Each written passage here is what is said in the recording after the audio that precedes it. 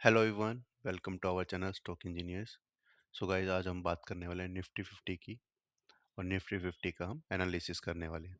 लेकिन अभी recent analysis start करने से पहले मैं एक बार आपको एक्सप्लेन करना चाहूँगा कि कई बार हमारी जो मूवमेंट होती है या हमारा जो व्यू होता है वो एक होता है लॉन्ग टर्म, एक होता है शॉर्ट टर्म। जब हम ट्रेडिंग की बात कर रहे हैं तो हम शॉर्ट टर्म चार्ट देखते हैं कि शॉर्ट टर्म में अभी हमें क्या करना चाहिए। हमें वेट करना चाहिए, हमें और ट्रेड लेनी चाहिए, या फिर पोटेंशियल है कि हाई एकदम से अच्छी मूवमेंट आने का, या फिर अभी स्लो डाउन है यानी साइडवेज है। तो एक बार मैं थोड़ा सा पास्ट में लेके जाता हूँ आपको। अगर हम लॉन्ग टर्म की बात कर रहे हैं, ठीक है, तो ये देखो, अगर हम लॉन्ग टर्म की बात कर रहे हैं या फिर हम एक चार्ट देख रहे हैं वीकली टाइम फ्रेम पे, तो हम देखें तो अभी करंटली कोई इशू नहीं है। हर बार हायर हाई बन रहा है।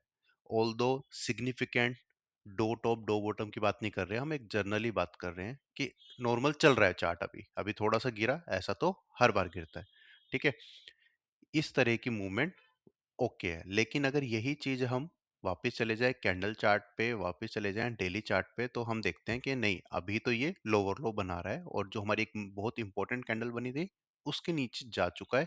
अब सरवाइव करने के लिए बहुत डिफिकल्टी हो रही है इसको, यानी अगर अब यहाँ भी बात करें तो एक लोअर लो स्टार्ट कर चुका है, ठीक है।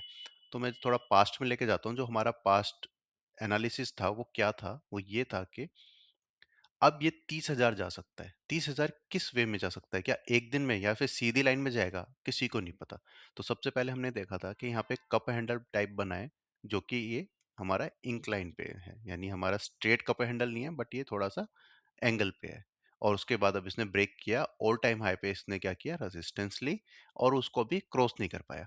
लेकिन क्रॉस ना करने का मतलब ये तो नहीं है कि अब ये वापस नीचे आ जाएगा, यानी 20,000 23,000 या वापस 24,000 पे आ जाएगा, ऐसा नहीं है। पास्ट में आपको एक चीज और दिखाता हूं मैं,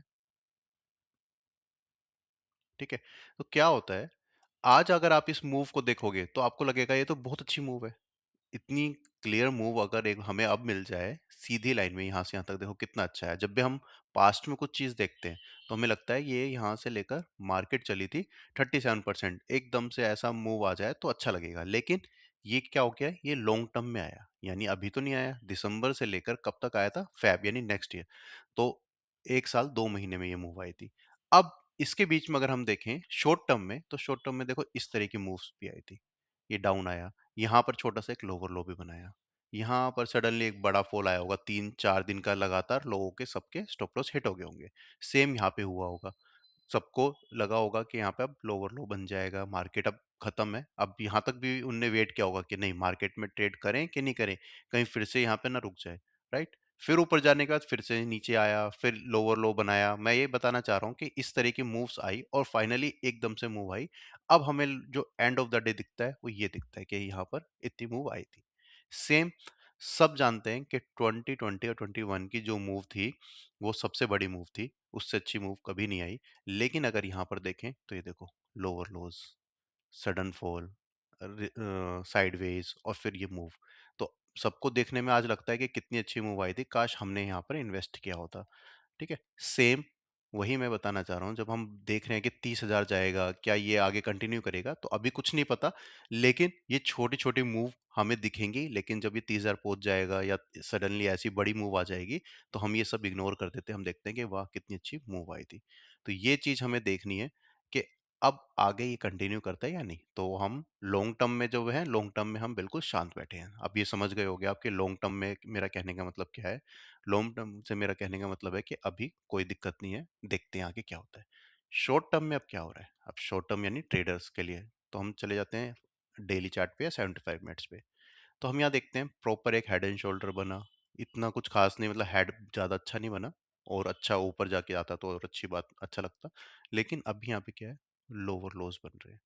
और अब ये इसके भी नीचे चला जाता है तो हमें पता है कि कंटिन्यू हो रहा है, इसके ऊपर जाता है तो हमें पता चल जाता है कि ऊपर की साइड कंटिन्यू हो सकता है। Simple as that, right. यहाँ सस्टेन करके ये धीरे धीरे ऊपर जाता है, क्रॉस करता है, इसके आसपास फिर से जाता है, कुछ अच्छी कैंडल्स बनाना शुरू करता है, तो हमें समझ आएगा कि शॉर्ट टर्म में भी पॉसिबिलिटी है ऊपर जाने की।